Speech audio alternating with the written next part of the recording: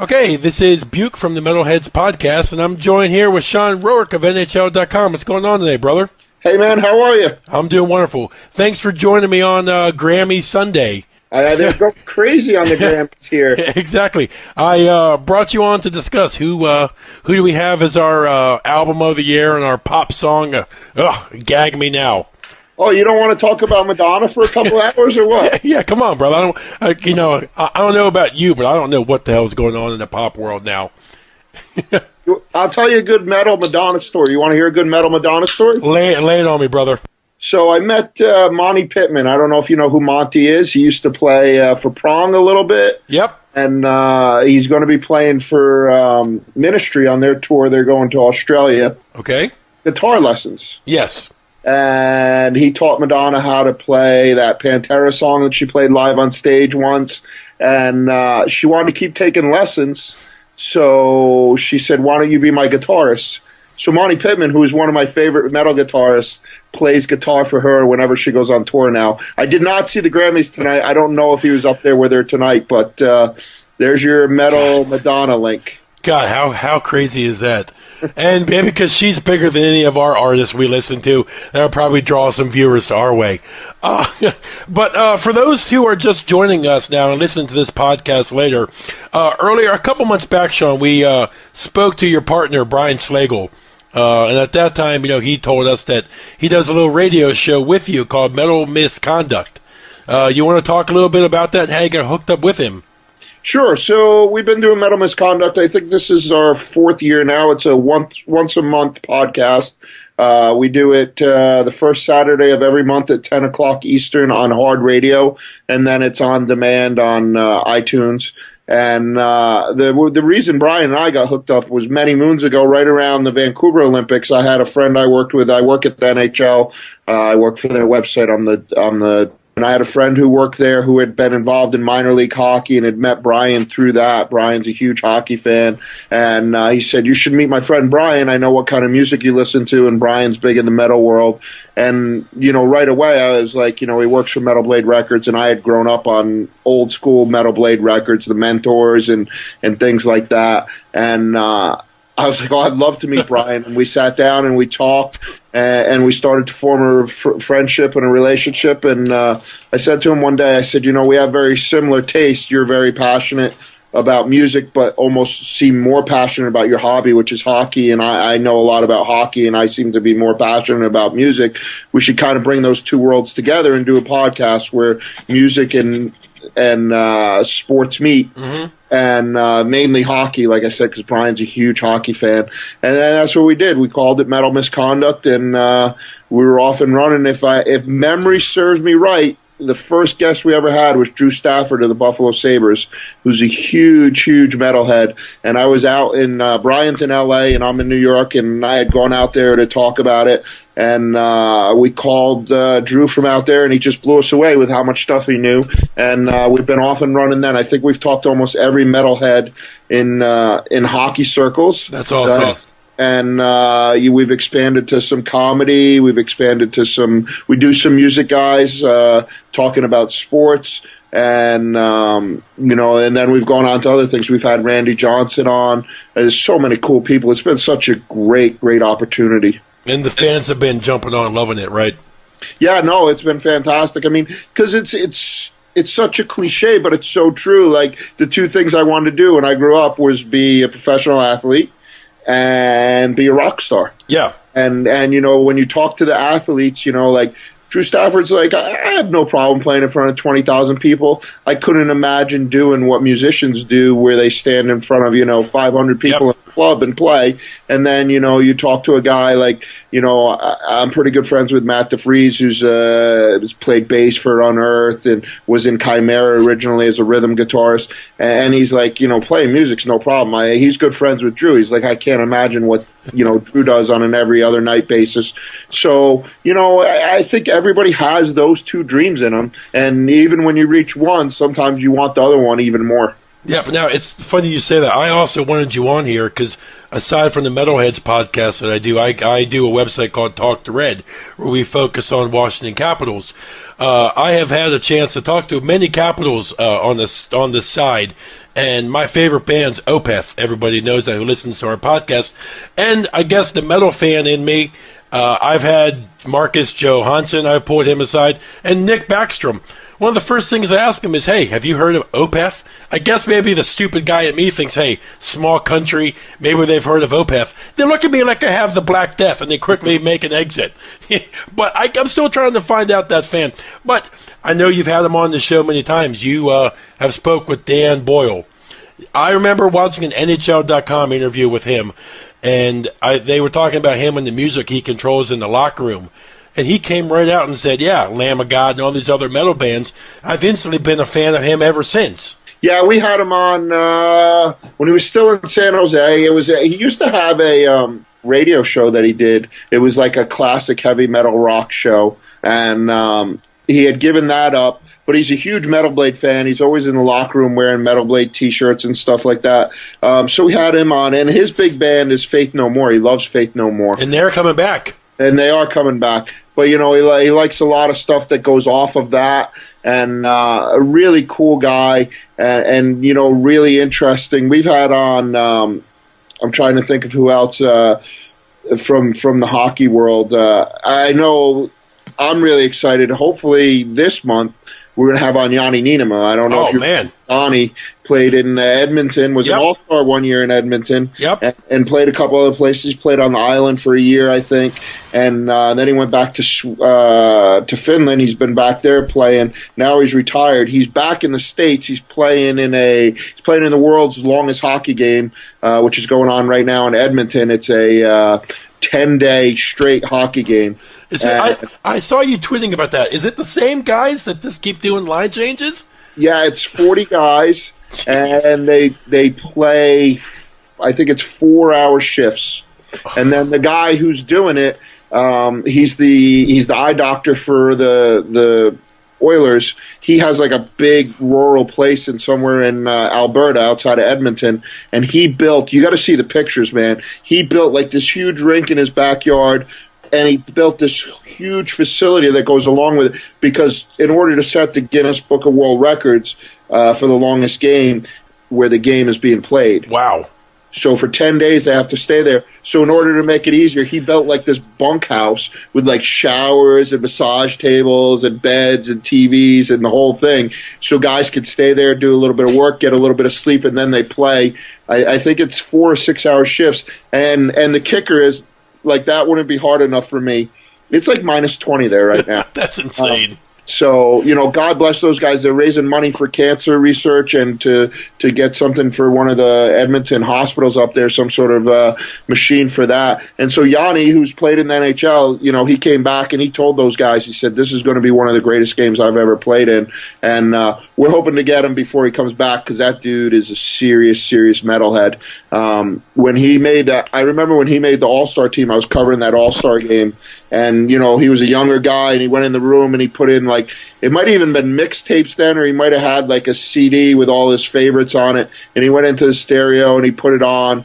And, you know, he's in there with a bunch of superstars. And immediately somebody, like, hit eject and, like, what are you doing? And threw it back at him. And so he was telling the Edmonton guys, you know, and they were like, well, who was on the tape? And he's like, well, you know, it was like Cradle of Filth. It was like Mayhem. It was this band. It was that band. And, you know, those guys are like, they had no idea what they're talking about. And, like, I weaseled my way right to the front, and I'm like, really? Which Cradle of Filth song was this one? And when he walked away, all the Edmonton guys came up to me, and they're all like, you know what he's talking about? And I'm like, yeah. And they're like, can you spell this band? Because they're all going to put it in their story. They thought it was great, but nobody knew who any of those bands were. Hey, so my partner I normally do this show with, he's older than me. I mentioned that because, you know, here I am at 32. George, my partner, has grew up in the metal scene from, you know, he's seen Metallica in every decade. What was your first introduction to metal?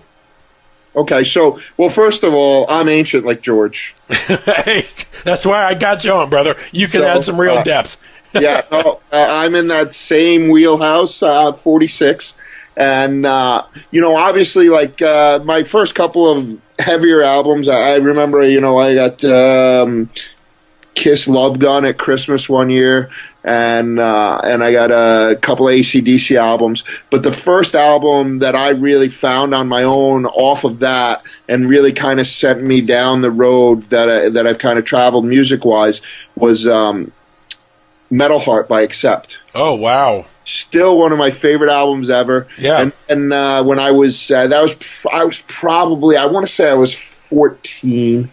And then, like 2 years later, they came, and I grew up in Rhode Island, and almost every concert in Rhode Island was at the Providence Civic Center that I could go to as an underage kid. Then there was also Lupo's and JR's Fastlane, and you'd hear all these bands coming in that you couldn't go to.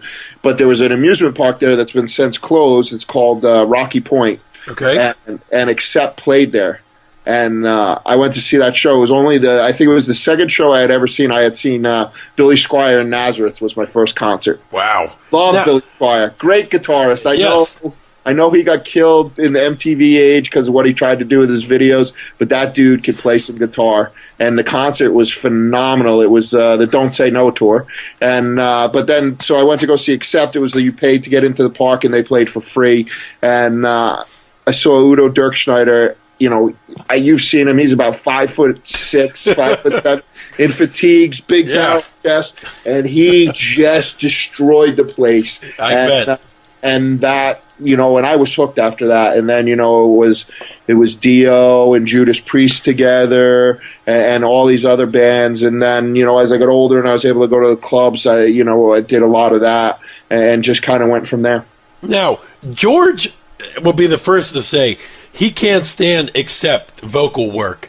What do you think? Obviously, you're a fan, you said. What do you think about the changes they've had with vocals, with Mark now singing for him?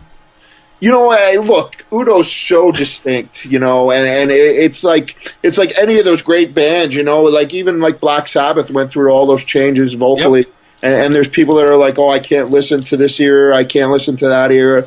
You know, for me, Accept is more just the sound. It's that Teutonic metal. Like, you hear it now from other bands, and you're like, that's part of that whole tree. You know, like you talk about coaching trees and sports.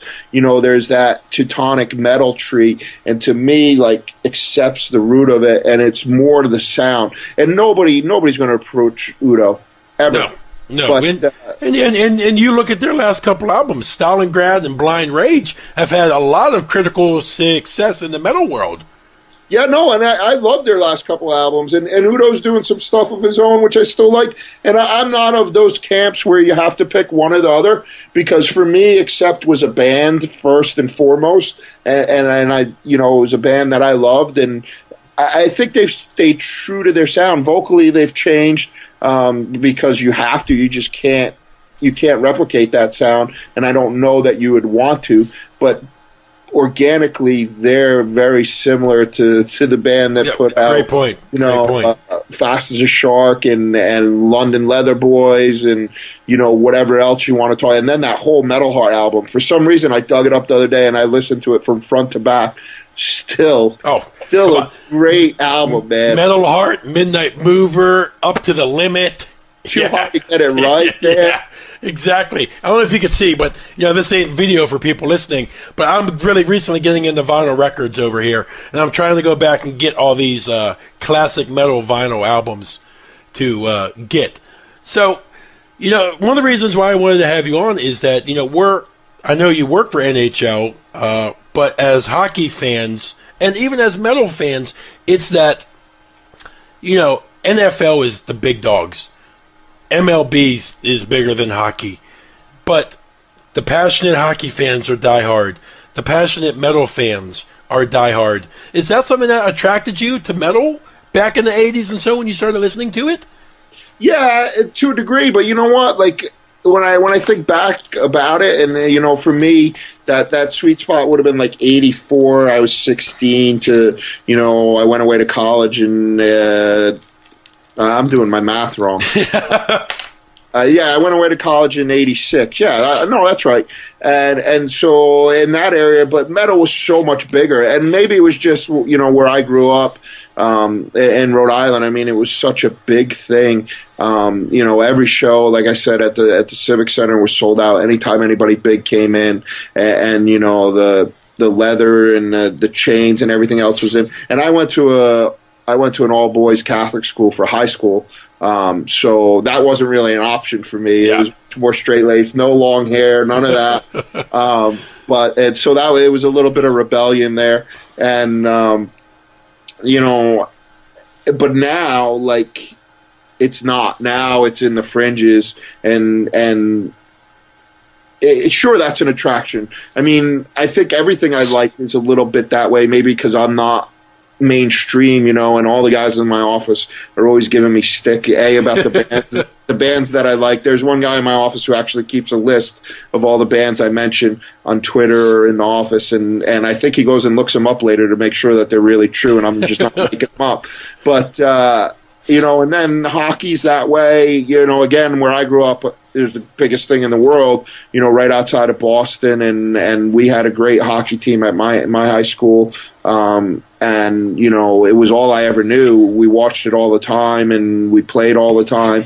And then I moved to New Jersey when I was 21, and to work in the newspaper business, and there was no hockey to cover. I mean, the Devils were here, but there was no high school hockey, there was no college hockey, and I couldn't understand it. And my other passion is soccer, and in America, soccer is the same way. Like you're on the fringes, and to me, what's attractive about that is right away. Like, look, we've been talking for 10 minutes. But it's an instant connection. Because there's something there. We could talk about football, and I wouldn't know anything about you. The same way. Because I can talk to anybody about football. But once you get past that superficial, hey, I like this and then I like that, there's almost these calling cards where you pass the test, and then you're like, all right, this dude, he's in the trenches with me. I'm sure he's seen something that I've seen, or he likes something that I like, and we have that common bond that we can work off. It doesn't always work. Sometimes, you go down that road and you talk to a guy for 20 minutes, wow, you like that, and then he says something completely stupid, and you're like, oh my God, this is toolbox.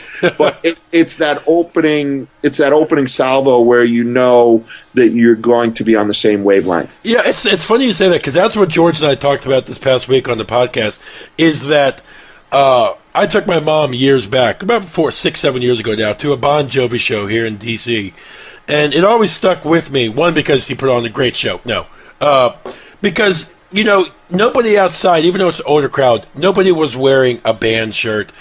Nobody was really talking outside of the group they were with or the person that they came to the show with. And last weekend, George and I saw Napalm Death, Exhumed, Iron Reagan, Black Crown Initiate, Ringworm. And I mention that because consistently, no matter whatever show it is, Shawn, that you can see other guys wearing whatever shirt. And I might not have met you till that time, but instantly it's that instant brotherhood that, hey, this guy's wearing whatever. This guy's wearing a Dio shirt. There's that instant connection. That's that instant brotherhood that you see with metal. Yeah, no, for sure. And I go because I'm an older guy now, and like I said, there's not too many guys in my office, and I'm a transplant here, so I don't have a huge metal community here, so I go to a lot of shows by myself. In New York City or here, we got a club right near here in Sayreville that gets a lot of good shows, and I'll go to a ton of shows by myself, and people will be like, "How can you do that?" And I'll be like, "Dude, within 10 minthis." Like, I found somebody to talk to have a beer with, whatever. And I'll tell you a great shirt story. So there's this band. I was at a Clutch show. Clutch is like one of my favorite bands, and they've always been one of the bands that I've never given them their fair props. And I know that they're huge in the DC area here. Oh yeah, no, for sure. Like, that's where they're out of. Funny story. We were in DC for the outdoor game on New Year's Eve, right? And my son came down. My son's 10, and my wife and my daughter, they all came down, and my son went to the game and stuff. So they were there on New Year's Eve, and normally the league has a big party, and they did this year, and Billy Idol was there. And I sent my wife to the party with her girlfriend who was watching my son at the game. Okay. But that same night, Clutch was playing at the 930 Club. Yeah. It was their hometown show, and I was like I tried everything I could think of. I'm like, how can I get to go to this show? Like, can I get my wife to come back at like 11:30 and maybe I could sneak out? It was no way. And it broke my heart because I've seen him like I would say 8 times, all the way from that first album, which was so heavy. That was a mean, heavy album, and I was probably 23, 24 when it came out, and it dovetailed. It came out right around the same time as that first Korn album, and both of them out, and to their last tour, and now they're much more bluesy. They're still heavy, but it's a different kind of. They're very musical now. There's a lot of stuff going on with it, but. So I'm at this Clutch show, and it was at Toad's Place in Connecticut, and I'm playing, and I'm sitting there, and I'm in a shirt, and I think I'm the only one that has the shirt on, and I'm trying to remember the name of the band now, but it was a long sleeve black shirt, and all of a sudden I look, and the guy next to me has the same exact shirt on. And you know what? I wore an acid bath shirt to the barbecue a couple months back in August or so. I thought, I'm going to be the only one here wearing this acid bath when the kite string pops. So I'm around the corner, the guy's wearing the same freaking shirt. And we just started talking, and it was awesome. He was like, I can't believe you have this shirt on. And he's like, did you get it through the mail? And I'm like, no, I was there a couple of weeks ago. They played in New York City. They played in Brooklyn. And he's like, get out of here. He goes, I don't think anybody had ever seen him. And it's really upsetting me that I can't think of the band now. I'm having one of those senior... It's okay. But it was unbelievable. So, I want to put your, before we get much longer in there, I want to put your Twitter out there. You are at SROARKE_NHL. Again, that's at SROAKE_NHL. Listeners, give Shawn a follow here and check him out. He's tweeting about this longest hockey game going on. He's always tweeting about hockey. He's always tweeting about metal. Shawn, George and I a couple weeks ago just did our best of year list from last year. Last year ended up coming on pretty strong. Was there anything that captured you last year that was your album of the year? Oh, sorry to put you on the spot. No, that's all right. I'm trying to think of what was last year. Because George, his album, I don't know how heavy you really go. George's album was Triptychon. That was his number one. His number 2 album was Tombs. Machine Head came in at number 3. I went Primordial, Ghost Brigade, and then the Doom band YOB as my number 3. Yeah, I really like that YOB album, and I've been into a lot more Doom lately. So have I. I really, really enjoy it. So first of all, so I don't have a total senior moment, it was Hammers of Misfortune. Yes, okay. That's the band that I had the shirt of. And they never come across to New York, and they played a show with Gates of Slumber in Brooklyn at St. Vitus, which is a cool little club, and I was able to see them there, and so there's that. Please know that us fans are eternally jealous of you that you have that club close to you, because the bands I see playing there all the time, it's like, Opeth is playing there today, Revocation's playing tomorrow, Triptychon's playing the day after. Just the lineup is consistently out of the park. The other album that I really liked, and I don't know how many people heard it last year, I don't know if it's my album of the year, but Brian has a band on his label called Kings of Asgard. Yeah, dude, that was my number 20.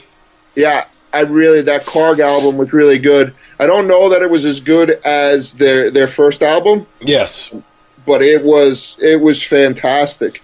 So have you found over the years, Shawn, that your style has really changed? Because I'll admit, black metal for me, I've never been able to get into. The constant blast beats with the constant, scratchy vocals have never been something I've been able to get into. But modern black metal, I'm able to get into it a little more. Have your tastes in metal changed over the years? Yeah, I think a little bit. I think it's gotten a little more.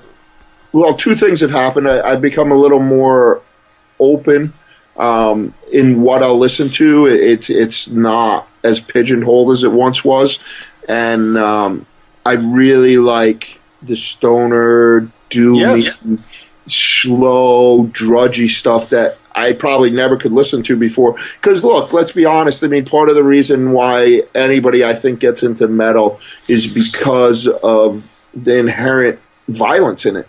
That's why I listen to it. That's right. The aggression, yes. Yeah. So, you listen to it and you get all fired up. And look, when I was younger, I loved to go to a show and mosh and bang around. And, I would tell people that when I was done, like that was it. I was purged for a week. Whatever came along, I could just let go because, I got all my aggression out and I didn't have to get arrested to do it. So, for me, that was for the longest time. That's why I listened and the testosterone and everything else. And again, now that I'm an ancient old man, I can't really do that anymore. And so for me, it's more about the music and it's more about where I am in my life. And not that I'm a stoner by any but you just want that more chill. Yeah, and so now, a lot of those bands are just, what I find myself drawn towards. There's a band called Pilgrim. They're out of Rhode Island. It's a 3-piece doom band. Fantastic. I listen to a lot of Electric Wizard. A lot of stuff like that, obviously, like Red Fang, and Fire and bands like that. So I find myself listening to a lot more of that. The one thing that I still have a lot of trouble getting into is the proggy instrument stuff. But even when I was a kid, Yes and ELO and bands like that, they were never for me. It was just there was a little too much going on. I'm a little more simplistic than that. Yeah, you don't need a random guitar solo here and, with odd stuff. But, it's funny, your partner, Brian Slagle with Metal Blade, I'm fascinated right now with in the whole music scene. Shawn, it seems to see what was old is new again right now. Metal Blade has released Below, Across the Dark River, was an amazing doom album last year. That they wear the Candlemass, reference on their sleeve. Metal Blade just released the new Visigoth album, which is amazing already. So I think what's old is new again, and it's great. Yeah, no, it's always going to be that way. And look, if I'm not mistaken, he put out the. That's how I got turned on to Hammers of Misfortune, and that's kind of older type of stuff. He's put out a ton of doom lately, which is not really his thing, I guess it is, but that's not what he made his bones on. And he's kind of a chameleon when it comes to that kind of music. And I don't know if you've seen. He's got a band now, and I'm trying to think of the name of it. I think it's called Sister Ride or something like that. It's Henry Rollins' old band. Okay. His backing band, and Scott Ian's playing with him, and they're putting out an album, and that's that the sound there is 15 years old. It's the old Mother Superior band. I don't know if you remember that. They would open, and then they would open as a band, and then they would be Rollins's backing band. And Henry Rollins is one of my favorite people ever. And I've seen him in concert a number of times, and I always loved that band. And Scott Ian did too, and he basically brought them together to play his birthday party, and they jammed, and they did so well together that they're putting out an album, and they're going out on tour. They're actually playing here next week, again at St. Vitus. There you go again with another great lineup. Yeah, so he really is all over the place. And another old band he has Flotsam and Jetsam on. We saw them last year. That was great. Yeah. So but he's still got the really heavy. He's got Whitechapel on his label. Really heavy bands. So he's kind of all over the place. The thing that was probably and you talk to him, of course, a lot more than we do. The thing that impressed me the most about talking to Brian is how in the metal world he's huge, but the fact that one, he took the time to talk to us, but the passion that he still exudes, like he's that guy you met at the metal show, was amazing to me. Yeah, no, for sure. And I think you have to be that way. Look, you're not going to be in this business, and you're not going to be in the businesses we're in to make a lot of money and be famous. And look, I've done what I've done for 25 years now, and I couldn't ever imagine it. And it's a lot of hard work, and there's a lot of BS that goes with it. But there's a lot of great moments, and the only thing that keeps you. And there's a lot of people that I've done this with that have gone on, and they've gone on to do other things, and they've pretty much reached the conclusion that, hey, this is a lot of fun, but it's not something I can do with the rest of my life because the rewards financially are not worth it. Are not good enough. And I haven't gotten there yet. And that passion has to fuel you, and I think it does. With anybody that's good in any business that they're in, you can. It's the same thing with rock stars or hockey players. You can be good at something. There's a lot of people in this world that have the temperament and the skill to be a rock star, and they just don't have the will. Wow, that's very, very true. That's a great point. And they don't have the staying power. I mean, how many times have you seen a guy, at 20 years old, you go to a club and you're like, wow, this dude, he's going to be something. And then, he falls off the face of the earth. He didn't have the stomach for it. The riding in the vans and all the crap that goes with that. Yeah. This band Unearth I really like, and Ken Susi, who plays guitar for them, he's a huge hockey fan, and they were in New York 2 years ago, and Matt, who I mentioned earlier, was playing bass for them. He was filling in, and so Matt had reached out to me. They were playing in New York City, and he's like, "Hey, we're in town," and I'm like, why don't you come by the office? I'll show you guys around, whatever. And they came up, and I showed them around, and I had this print of Ray Bork, and never been a Ray Bork fan. I had gotten it from somewhere, and Ken's from Massachusetts, and I'm like, hey, why don't you take this? And he's like, you got to be kidding me, man. I'm like, no, take it. So we went down. We took the subway down, and we had this huge print of Ray Bork, and we got to the club, and he's like, hold on, I'm gonna put it away. And I expected him to go to like a tour bus and put it on a tour bus. And they were in a van.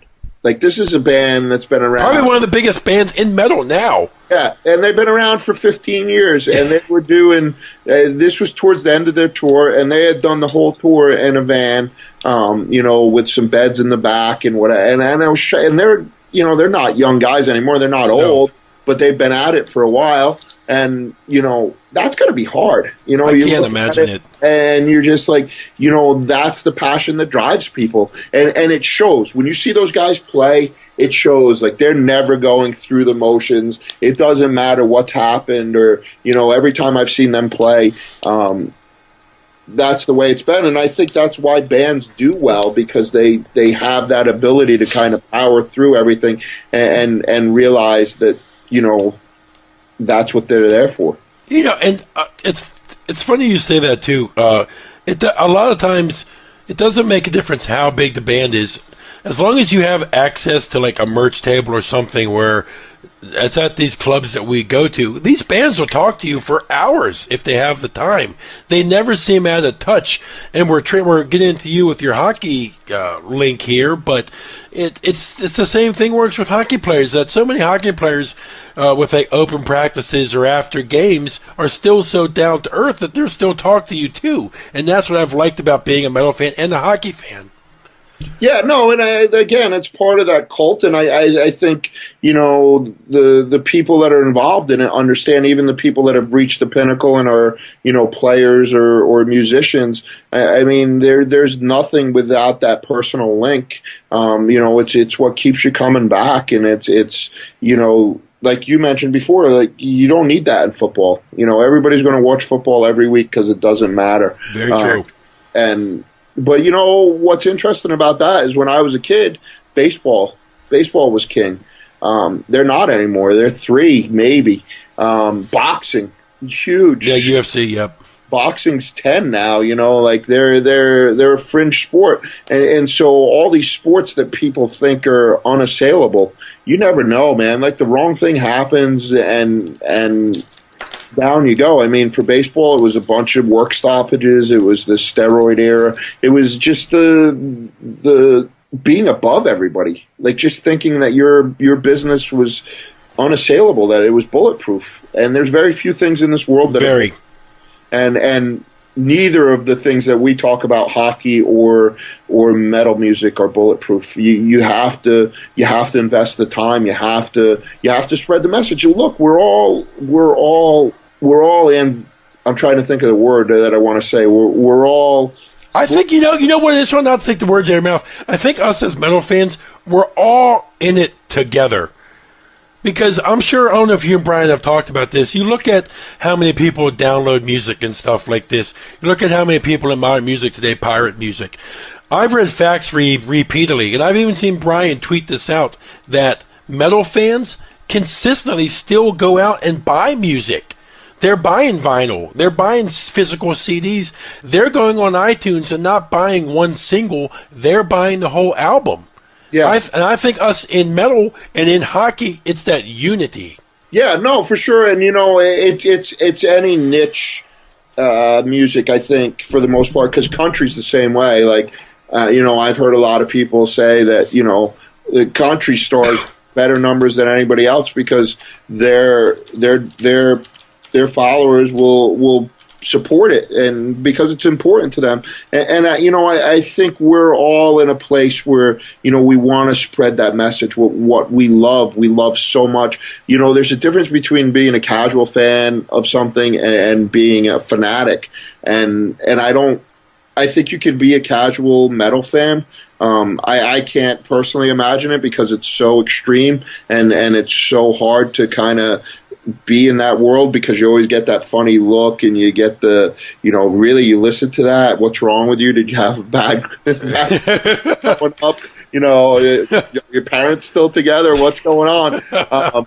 But it's, you know, you're disciples and you're trying to spread the word to other people, and it's just, for me, it's the same thing. Like, the reason that I've loved my job in hockey for so long is because I get to tell the stories about the things that make me so happy about the game and how important the game is to me, and that it's always been, you know, for me, that's always been the link to my dad, and music will never be that because he's not very musical, and obviously he grew up in a different generation than I did, and he could never ever understand what I choose to listen to and why it's important to me. But since I've been 6 years old, that's been the conversation for me and my dad. That's awesome. It has been sports and specifically hockey and football. You know, we had season tickets to the Patriots when I was a kid, and that was a really important time for us.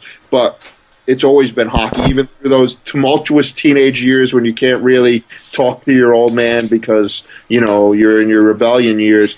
That 3 hours when we could sit down and watch a hockey game together, and you could talk about the game of hockey and almost use that as a fill-in for the things that you needed to talk about that were more important, has been unbelievable. And now, we're both older, and it's still that link. Every time we get on the phone, it's did you see this game? What do you think about this guy? Blah blah blah. So, those are the things that hockey's given me, and I want as many people in the world as possible to get to experience that, and so that's why I choose to do what I do. Now, Shawn, thanks for that's great about you and your father. Let's talk about hockey here. For those who don't know, what's your role with NHL? What do you do for them? So what I do now, and it's been for the last year or so. I've moved from I've moved into more of an editor role than a writing role. I started out as a writer. I was a beat writer for the Devils and the Rangers 20 years ago when they each won their cup, and then I worked for FoxSports.com when they launched for a while, and I've been at the league with their website for 15 years. And wow. It's been a good run, and now I do basically what I do now. I'm the director of editorial, so I kind of plan the editorial calendar, assign writers, figure out how we're going to cover big events, and do a lot of stuff like that. I still do a little bit of writing here and there, which is, for as long as I can remember, has been my biggest passion. So I don't know that I'll ever give that up, but it's been an interesting transition into doing a lot more of kind of planning and figuring out how you're going to cover big events and doing some stuff like that. So that's pretty much what I do now. Yeah, Shawn, with hockey always being that sport that's always tried to compete. How have you guys with the NHL tried to stay competitive in this ever expanding social media and stuff? Well, one of the things is we have a slight advantage because a lot of traditional media in the past 10 years has gone away from covering the sport, sadly. The LA's had, two of the last three Super Bowl Stanley Cup champions. Yep. And they don't cover, the papers don't cover them full time. So we've been able to kind of step into that breach, and we have a writer in every market. Freelancers for the most part, correspondents, other than our staff guys who cover the local teams, which would be Philly, the two New York teams, and Jersey. We have correspondents in every market. And a lot of them are ex-newspaper guys that have, lost their jobs or, gone on to do other things and kind of do it on the side. But so we have a presence in every market, and anybody that's interested in any team can find all that information on NHL.com. We've been, from the top, from Gary Bettman on down, who's the commissioner, there's been a commitment to social media, to all the emerging ways of communicating to fans. Because if the fans of hockey, they're very knowledgeable, they're very technically savvy. You're able to communicate with them on a number of levels. Yes. And we've kind of, been at the vanguard of doing a lot of that stuff, whether it's social media or, through Game Center and all the other initiatives we've had, the app and everything else. So it's been an amazing ride to kind of see how that happens and how far we've come. But, there's almost nothing that's off limits when as a site we're trying to communicate with the fans, because we have a very unique challenge in that we draw the whole spectrum. We draw the dude that just wants to know when somebody's playing because they want to get tickets to go to their first game, to the guy who's scraping our stats for advanced stats conversations, and we have to satisfy all those things. So, our editorial goes from a very simple, like during that Winter Classic that was in D.C., I did a number of stories with Duff Goldman, the baker who's on the Food Network. And look, I'm not going to be shy about it. Part of that's cross-pollination. Like we wanted to get... Why not? We wanted to get some of his fans to be like, hey, what's this thing? I'm going to tune in. I'm going to watch it. Because both of us know if I can get you to watch a hockey game, there's better than a 50% chance you're going to watch another one because it's the greatest thing you're ever going to see. By far. So, we do that all the time. But then we have guys that write very technical. We have a guy in Vancouver, our correspondent in Vancouver runs a goalie magazine. That's his other gig. So every Thursday I have him do a goalie column. It's called Unmasked. And he gets in. I was a goalie growing up, and he gets into things that even I don't understand. And I know it's not for everybody, but I put it on the site because I know there's a portion of our readership that just love it. And, we want to provide for everybody. We want to provide for that guy that's coming in for the first time or that lady that's coming in for the first time and saying, hey, I really want to check this out. So you can't be all like, advanced stats and Corsi and all this, because you're going to lose those people. Yeah, they're like Corsi, Fenwick, my head's going to blow up. Yeah, so we need to walk a very fine line. But you also don't want to be like, this is the blue line and this is offsides. And then the dude that's been a fan for 25 years and is coming because he wants to read something a little more in depth is like, this is for, training wheels. So that's been a really interesting thing to kind of negotiate. Shawn, you said at the start of that, you got correspondence ever. Me covering the Washington Capitals here, Adam Vingan is amazing. He knocks his pieces out of the park. You just said Adam or Neil Greenberg or any of the guys we have here in Washington or Alex Pruitt, you can always reach them. You can send them a tweet, and 9 times out of 10, they're going to get back to you. Yep. Even if it's Greg Wyshynski, the puck daddy, the hockey writers never seem like they're out of touch. And that's what I love about hockey, just like metal.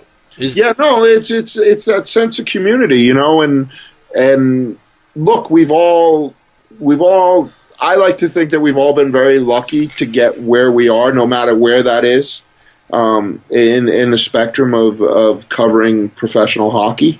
I've been incredibly blessed. Every day when I think about it, this is all I've ever wanted to do, and to get to, close to 50 and to still be doing it, I've been incredibly lucky, and the reason is because of all the people that have come into my life and come before me and have given me opportunities, and I've made it very much a part of who I am, that I want to do that for other people. And the perhaps the greatest thing that I've been able to do at NHL.com is start this program of correspondence. We started it about 5 years ago, and we only had like maybe 5 markets, really big markets. We had somebody in Boston, and a couple other. We had somebody in Chicago and Detroit. It was actually the same guy, did both. You drive back and forth. Okay. Lived right in the middle. And we had a guy in L.A., Curtis Zupke, who's been with us the whole time. And then every year we've kind of added. We wanted to see if it would work, and then we added a couple more. And what we ended up doing was we ended up getting away. You asked how we compete in that market. What we ended up doing is we ended up getting away from using the Associated Press and doing our own game stories. Every game story on NHL.com is unique to NHL.com. I never knew that. You will not find it anywhere else. Every game story is uniquely written by somebody, in that arena, or if for some reason they're sick, we'll do it from the office. But we do not use any AP copy at all. All our previews, all our game stories, and pretty much all of our editorial is written either through a correspondent or through one of our 5 or 6 staff writers. So the correspondent program now, I have somebody in 25 buildings, and we cover the other 5. And to be able to give people that opportunity, and it runs all over the place. It's from Adam's a younger guy breaking into the business. Our guy in Nashville, still in college, doing a great job. Wow, that's awesome. His name's Robbie Stanley, and he's doing a fantastic job. To guys, for a long time, we had a guy in Pittsburgh, Alan Robinson, who had worked for the AP and had left, was going to retire, and just wanted, something on the side. And to be able to do that for a guy like that, was fantastic. So to kind of give some of the guys that we've given an opportunity, and you know what, several of them have been hired to do other things. They call me up and they're like, hey, listen, I'm really sorry I have this opportunity. And I cut them right off, and I'm like, good, go. Good, yeah, keep on moving up. and you know, that's what I want to do. That's what people did for me, and that's what I want to do. So, you know, that's been the most rewarding thing for me. But Shawn, again, I'm fighting the cold. How do you see the fans reacting? Do the fans like this interaction and these, you know, writers that they can get to know, and where it's not just an AP piece, where it's almost no personality attached with it? Yeah, no, for sure. You want to be able to associate with somebody. I mean, I would imagine it's the same for you, but I grew up reading the newspapers, and the guys that wrote the stories, they were almost as important as the stories that they were telling. You got to know their voices, and you got to know the way they wrote, and you know, some you liked and some you didn't. And what's more fun than finding somebody that you don't like that writes and just, you know, reading them for that reason because you don't like them. I like it. Yep. And you just want to catch them making a stupid point so you can send off that email and be like, you're such an idiot. And I get these every day. You know, I don't anymore because I don't write as much, but, you know, I'll tell you a great story. I mean, I know a little bit, and you get a lot of feedback. Before, there was a ton of email. When I worked back in the newspaper business, like I said, I covered the Devils and the Rangers, but I also did a lot of high school sports early on. And one day I was in the office and I got a letter, and I opened it up. And when I opened it up, it was my story folded up, like the guy had ripped it out of the newspaper. Oh, you excited him. And it was folded up, and when I unfolded it, there was a bunch of bird poop on it. Oh. And all he did was he wrote on the top of the story, "This is what I thought of your story." And I just sat at my desk and I laughed and laughed. How much work did that take? Like, to put the story in the bird cage face up so the bird on it, and take it out, fold it up, address it to me, and send it off. And you know, everybody's like, "Aren't you mad?" And I'm like, "No, this is great. That's why I would frame it and hang it on the wall." Yeah. So, like, yeah, no, people want to associate with the people that write and, you know, kind of have that comfort level. And then, like you said, to be able to converse with them. When you look on the web now, everybody's doing chats and, you know, all these kind of things where the access has never been as great as it is now into how the sausage is made. And it's in both the things we're talking about. You've never had much access into how music was made. It just showed up one day and you're like, wow, this is amazing. Now you got guys like showing their tricks of the trade, you know, through YouTube, like doing tutorial videos and everything else. And you know, in our business, everybody's so open about what they do and how they do it. And, you know, guys are waiting to get on the plane and they're doing, you know, 15 question and answer type things. So that's the way it has to be now. You can never go back to the clear divide between inside the fence and outside the fence. Shawn, that leads me to a great point. You here with, you know, a couple of decades now, one as a fan of the sport, but now working for NHL.com. A lot of the old-timers may, you know, hate the, and I do air quotes, the advanced stats. What is your take on that, and how, one, a bunch of teams are hiring these guys, and how even a bunch of websites now are just featuring advanced stats? Yeah, you know, I'm of two minds of it. You know, I don't mean to cut you off, but I'm one to say, yeah, advanced stats are nice, but to me, a lot of them go over my head. And, you know, here in Washington, if I talk to, like, a Neil Greenberg, he can throw stats at me that leave me speechless because they can prove anything. Like, hey, Sunday games at 3 o'clock on odd days, Ovechkin has this % of scoring. You know, it just blows my mind. Yeah, no, and look, stats can tell any story you want them to tell, and I think they need to be used selectively. And look, there's obviously a market for it because teams have hired guys to do it, and you know, and before any of this came out, there were teams that had guys doing it, and you never knew about it. And to me, one of the biggest things is it's been somewhat militant. In the way that the lines have been drawn, like you're either with them or you're against them. It's pretty strong. And I don't feel that way. Like, there's some advanced stats I can use. Look, I went into writing because math gives me a headache. So some advanced stats are a little more than I can bite off. And I have some guys on my staff who are really into it. Corey Massasak, who spent a lot of time in D.C. before he joined us, has kind of led the vanguard for us. And, he's really brilliant about it, and he's able to explain a lot of things to me about it. But it's going to be here, and they're not that advanced. I mean, it's just taking the numbers that are already there and looking at them a different way. But I think in the end, you have to do both. You have to look at those numbers, and for me, it's kind of what I find myself doing is going back and looking at some of those numbers after I've made a decision myself from watching. Like where I watch a game and I'm like, wow, I thought Alec Martinez was really good in that game. Then you can kind of go back and you can look and say, okay, the numbers back that up. Obviously that's a very small sample size. It'd be more like, I think Alec Martinez has been really good this year. And then you can go back and you can kind of say, oh yeah, look at the numbers. Look at, where he started it, each of his shifts, where he did this, what his puck possession was, what his Corsi close was, what all those things are. And you can paint a better picture of, what your eyes told you. That's a great point. I don't think you could just kind of sit there with spreadsheets and try and tell a GM that you should sign this guy in free agency because his numbers are great, because there's still things that go into it that you can't measure, that you'll never be able to measure. You can't measure a locker room.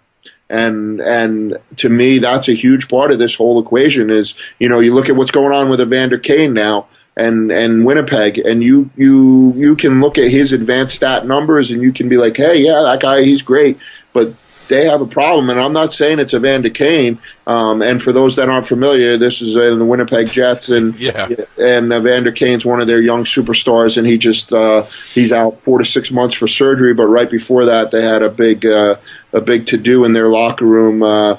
Somebody took his clothes and threw him in the shower because they were angry. He showed up in a sweatsuit, but it wasn't the first time that something had happened with him. And that's what I'm kind of saying. You pick up these things when you watch the game, and the numbers can tell you whatever you want, but your eyes can tell you something different.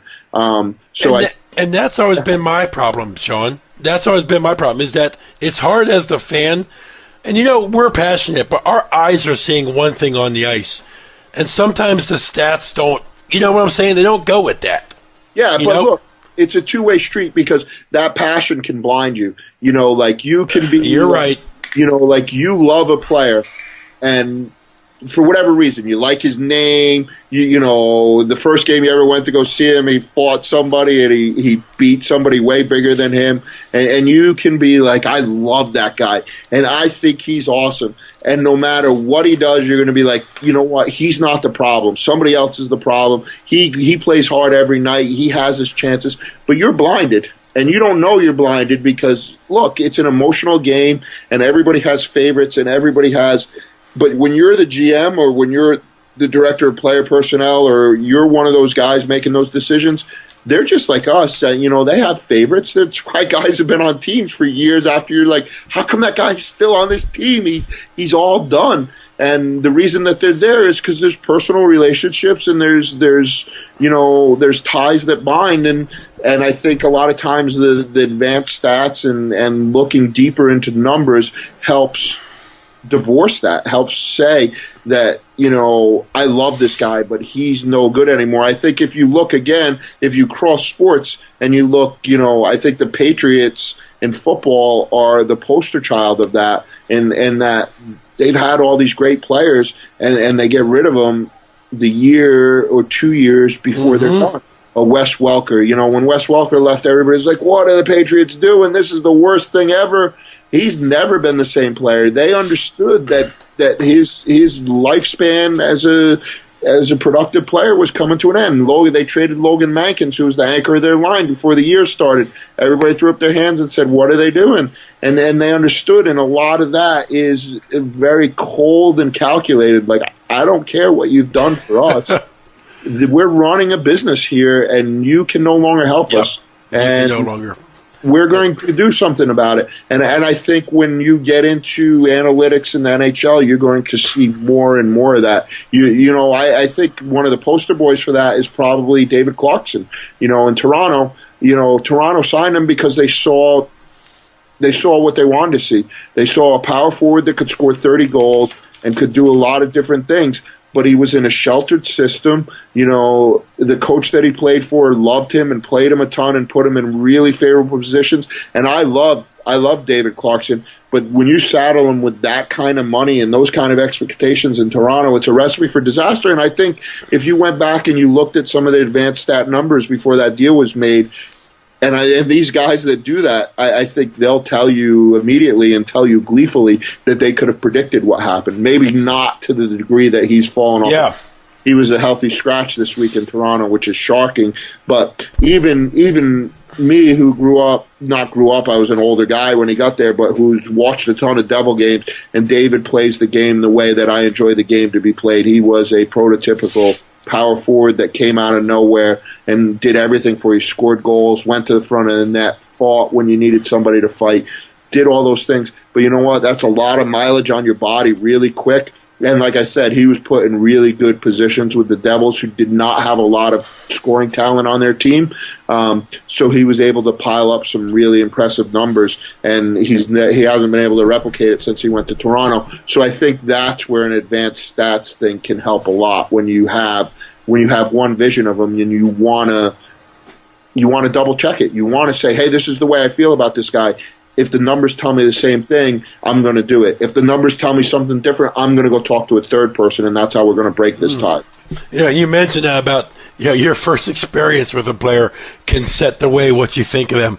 I saw Steve Downey fight Matt Bradley with the Caps a couple years back. I've hated Steve Downey ever since. Exactly. You'll watch it and you'll be like, he has no talent. He can't do anything right. And then you go look at the numbers, and there's things that he does well. Does Steve Downey do anything exceptionally well? Well, I think he serves a purpose because he's been in the league for a long time. He has, and he does. He can agitate. He can play the game. Nobody gets to this level anymore that you can't play the game. He may not play it the way everybody wants him to play it, but I think he's a useful player in a lot of the things that he does. But it colors you. Look, when I was younger and I was still in Rhode Island growing up, to me, Cam Neely was the greatest hockey player that I had ever seen, because that's what I wanted to do on skates. I wanted to be that guy that went to the front of the net. I wanted to be that guy that everybody was afraid to try and stop. I wanted to be that guy that when somebody got in front of me, I just punched him in the mouth and took on all comers and said, this is the way. And then, scored 50 goals. Like, he did it all. And to me, whenever anybody says, who's the best player you ever saw, Cam's going to be right in that argument. But I bet you if we went back and we did some advanced numbers, guys could find 10 or 15 guys that were better than Cam Neely. And it doesn't matter anymore because I don't really care. He's in the Hall of Fame. Yeah. I have my memories of him. But there is an analytical point. But the part that you can't separate is the way the Bruins played because of who Cam Neely was and the way he played, and that they knew they were never going to be intimidated and that they were never going to be in a game where they were going to be on the wrong end of that kind of play. And that's a huge thing that you can never, ever quantify. So, like I said, there's a place for those stats, but to me, it can never be – like, your GM will never be a stat guy. I can't imagine an NHL GM. And look, people have the wrong idea about it all, because Billy Beane is not a stat guy. Like, Moneyball in baseball was about stats and new stats and everything else, but it was about doing things differently. And if you want to get ahead in anything, music, sports, factory work, I don't care what it is, if you find a way to do something better than all of your competition, that's great. Like, that's what you should be doing. And that's what these guys are doing now. It's find me a way. Find me a way to be more effective I trade, to be more effective when I sign free agents. to be more effective when I call guys up from the minors. Find me a way to find better players, and that should be lauded for what it is, but it's not the be-all and end-all. Okay, great. To go back, a couple more questions, and I'll let you go. Again, for those listening, follow Shawn at SROARKE_NHL. Shawn's been awesome to talk to. Follow him. Shawn, to bring it back to my Capitals here, Mike Green is in the last year of his $6.2 million contract.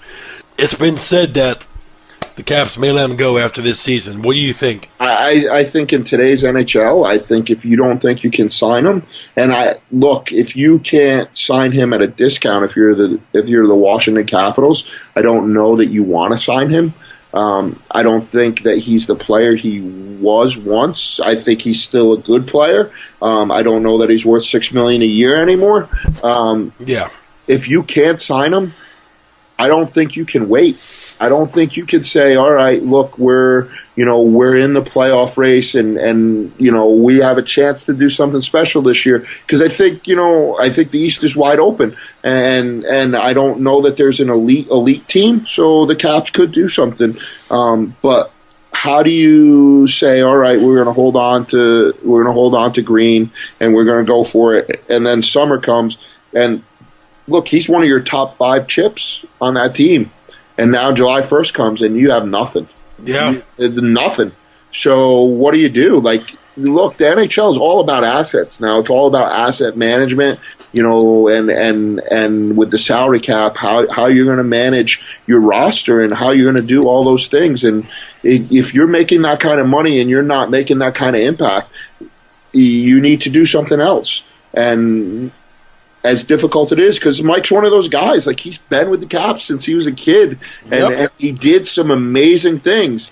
Prior to where the Caps were now, he was there at the start. He was there for the whole Rock the Red. Yep. It's been him and Alex and guys like that have brought the Caps from a moribund organization to one of the most exciting in the league, and had some great playoff runs, and have turned Washington back into a hockey market that's one of the hottest in the league. But again, we were just talking about the Patriots, and there's a price for loyalty, and you really have to choose whether you're going to pay it or not.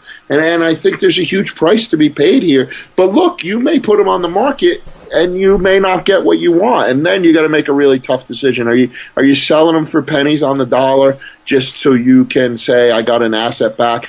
Look, I mean, look at the Philip Forsberg deal. Yes. Are you trying to make me Shawn? We've been having a blast. You trying to make me sad? But I'm saying that's where you're at this point. You're trying to change the team, and you're trying to manage your assets. But these are things that are franchise altering, and I'm glad I get to write about it, and I don't have to make those decisions, because it'd keep me up at night. Yeah, that Forsberg deal, I think that may be one of the everlasting legacies of George McPhee here in Washington. I can't explain that one. But you know what? If it had worked, who cares? Yeah, great point. Look at the Gabrick deal. Look at the, all those deals that LA made and the assets they gave up to make them. They worked. So, what do you want? Do you want a cup, and then you have to look at a guy on another team to be like, oh, we had him once, and could you imagine if we still had him? But we won a cup because we gave him up. So, you make those gambles, and that's what they are. They're gambles, and you have to live with it. It's like going all in, hoping you hit on the river. And if you don't, there's a big price to be paid. But if you do, you're raking in all the chips, and you look like you're some sort of genius. And that's kind of the high-stake world these guys play in. So, again, and that dovetails back right into the analytics thing. I'm sure they're crunching the numbers, and they're saying, look, where are we playing Mike Green? What situations is he playing in? What's his numbers when he plays in, starts in his own zone compared to when he starts in the attacking zone? what's his numbers against their top 6 forwards as opposed to their bottom 6 forwards, and all those numbers are being crunched. But the problem is now they're being crunched everywhere else too, and you're not getting that one GM that goes, "Oh, I remember when Mike Green had the 70-point season.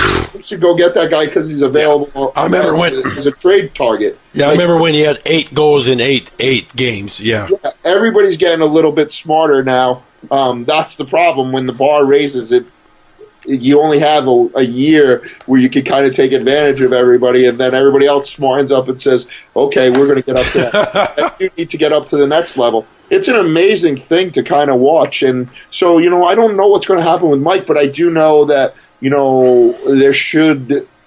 I would think there would have to be an asset, or there would have to be some sort of deal available to them. They would have to know that they had a good chance going into the summer that they could do something with him, even if they couldn't get it done by the trade deadline. Okay, you look at this stretch coming up. Where do you see Washington making the Metropolitan playoff spot, or do you see them getting a wild card slot? It's such a crazy division, isn't it? I said, there's nobody like the Islanders. The Islanders aren't first. There's no dominant team, man. It's like the Penguins can't pull away. The Rangers lost the ball. Yeah. Sidney hasn't been as good. He's still, Crosby's still one of the top players, but he hasn't been dominant as much as he has been. And Marc-Andre Fleury's been great, but you just kind of wait for the playoffs and you want to see who Marc-Andre Fleury's going to be in the playoffs. And I like Marc-Andre. I've defended him for years. But can you defend him in the postseason? Yeah, I can. I think that team has more problems in the postseason than Marc-Andre Fleury. Okay. You go back and you look at those Flyer series that they played, and there's something wrong with that team mentally. Being a Caps fan in the postseason, I can't speak. So I don't mean it in a bad way. I just mean that they change the way they play. You're talking about a skill team that can run people out of the building, and all of a sudden they're losing their mind and they want to fight everybody, and Crosby wants to fight, and so teams in this league know when the playoffs come, you're not going to waste your time doing it in the regular season because it's too much effort for 2 points.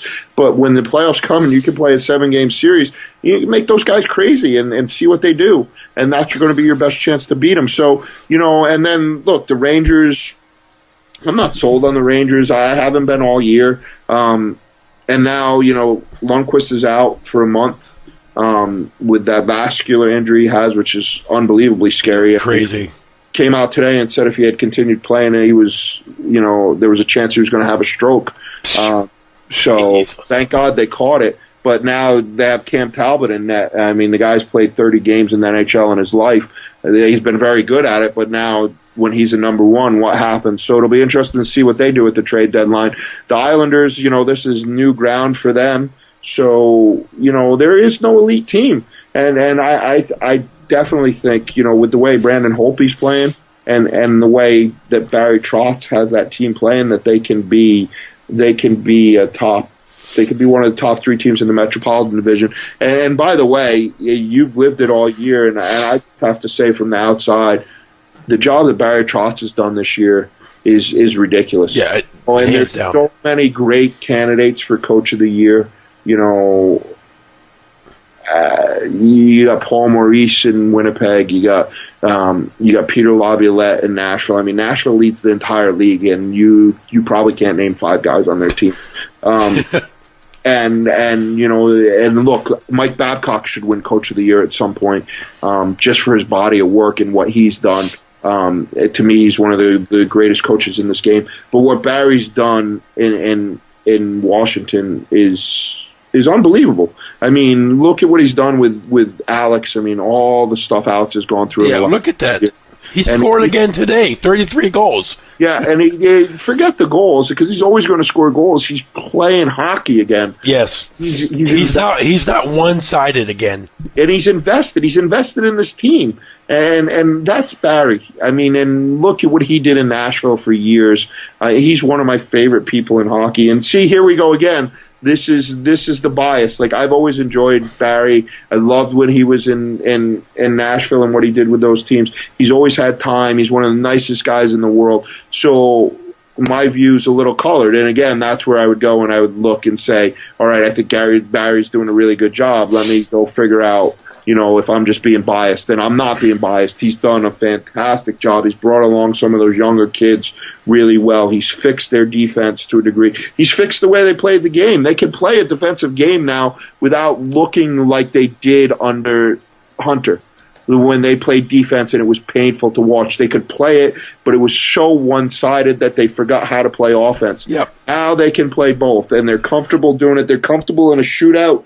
They're comfortable in a one-goal game. They can play a 2-1 game, and they can play a 5-3 game just as easily. And what he's done with the other thing is Mitch Korn being there. I think that's made Braden Holtby's play step up tenfold. I mean, that guy has coached some of the greatest goalies in the history of the game, and he's done it in such unorthodox ways. And, goalies rave about him. I mean, he had Dominik Hasek for a while. He had Pekka Rinne. He had Mason when Mason was in Nashville. He had all those guys, and he made them all into quality goalies. And he's done wonders with Braden Holtby. And this is as good as I've ever seen Braden play. And if he plays that way, look, I don't want to bring back another bad memory, but, that Montreal series. I was just going there, Shawn. You're trying to make me cry. When Halak basically ruined your chance at the Stanley Cup, I think that's something, with the way Braden's playing that, when you get into playoffs, everyone's going to be like, oh, the Caps, what about their goalie? Braden Holtby's never done anything, and what's he going to do? He's that guy. He's that guy that can go on a 22-game run where, he goes 16-6 or something like that. He's done it during the season. So, I think they're a legitimate threat. Shawn, I think that two more questions and I'll let you go. You've given me more than enough of your time. I think that's the problem with Washington here is that since 2010, the identity of the Caps. You remember the Bruce Boudreau President's Cup winning Caps? We would come out, if we were down 2 goals, 3 goals, who cares? We'd come out and score 4, 5, or 6 goals a game. We were an exciting shoot-the-lights-out team. We played Montreal in that season, and they beat us by blocking everything that we shoot on net. They play a defensive game. Ever since then, the identity of Washington, I think, has been so up in the damn air that we've been trying to find who we are as a team based on the assets that we have, the coaches that we have at that time. But I think Coach Trotz right now is, in the process of starting to turn things around. Yeah, look, you need to have both in your DNA because the problem is, think about it. Who's the last run-and-gun team to win a Stanley Cup? It's the Pittsburgh Penguins in 2009. Every team that's won since then, it's been Chicago twice, Boston, L.A. twice. I might be forgetting one in there somewhere, but they're all two-way, 200-foot teams. It's the only way you can win because if you think you're gonna get in a shootout, there's teams in this league that can just clamp you right down, and they can take away your guys that can score, and they're gonna clog the middle, and they're gonna do all these things that are going to take away your offensive game. Look at the series you've played against the Rangers the last couple of years. The Rangers, until Alain Vigneault took over, they were that team, man. They would just suffocate you to death. Yep. So you need to be comfortable playing in that game. You need to understand how to win a 2-1 game, and then you need to understand how to win a 5-4 game. And because you're going to face all kinds of teams in the playoffs. I look at that run the Pittsburgh Penguins had a couple of years ago when they got that scare in the first round against the Islanders, and that was a back-and-forth series because neither goalie could stop a puck. The games were 6-4 and whatever else they were, and then they played Ottawa, and that wasn't a great matchup, and they were able to get through that. And then they got into a series where, it was really defensive, and they just couldn't, Boston just suffocated them. The Penguins had 2 goals, I think, in that series, and it was all matchups. Claude dictated what they were going to do throughout that series. Chara was at the height of his powers, and he could just take a line out by himself.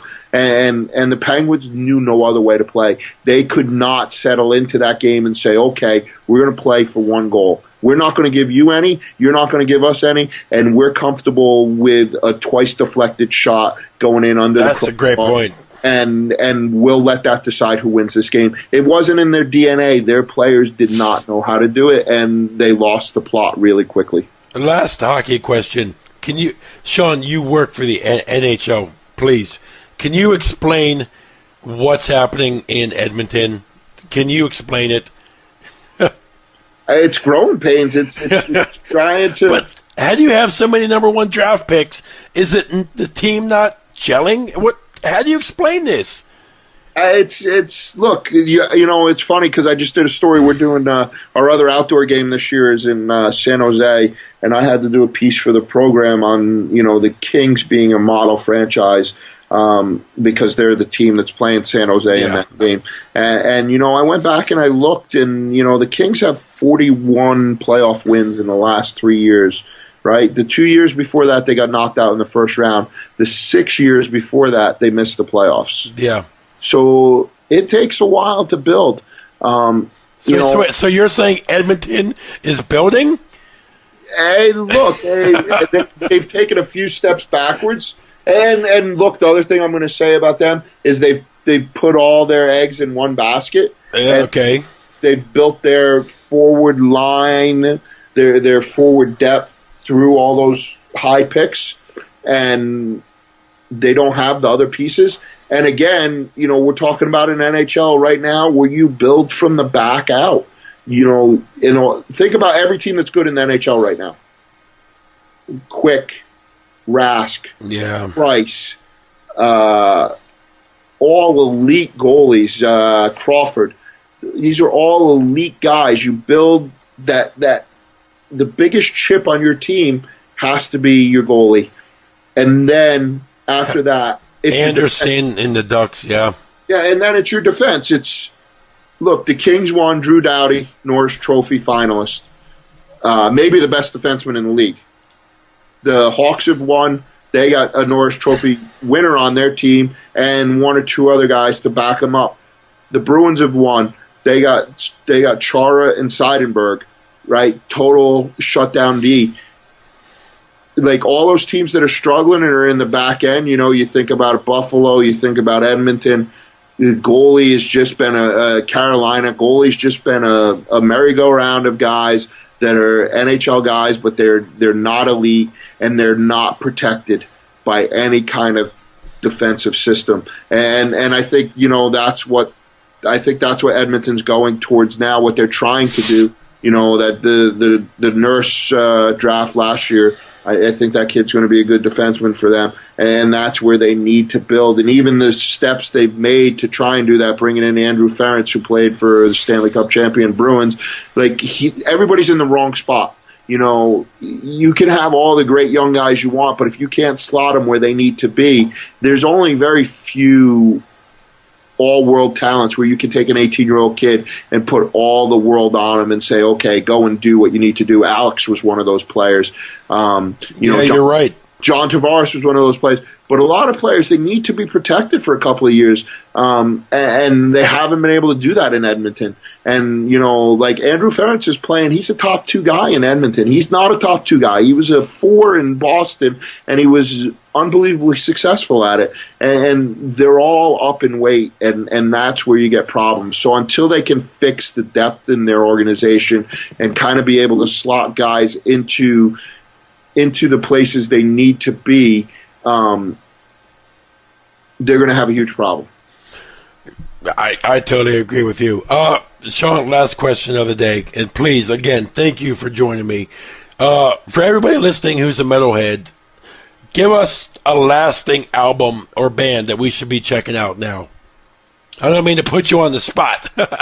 A new band? No, anything. Whenever you're listening, give us a recommendation to listen to. And also, one last hockey question. If you're building a team, do you draft Ovechkin or Crosby first? Oof. I think I still take Crosby first. As much as I love Ovi, as you see in my office, cap stuff everywhere, I may take that same bet. just because you need somebody that can do everything. Yeah, you're right. But and metal. as much as Ovi does, and he does more now, I still think Crosby's a better all-around player. I think so too. So there's a couple of bands I already mentioned.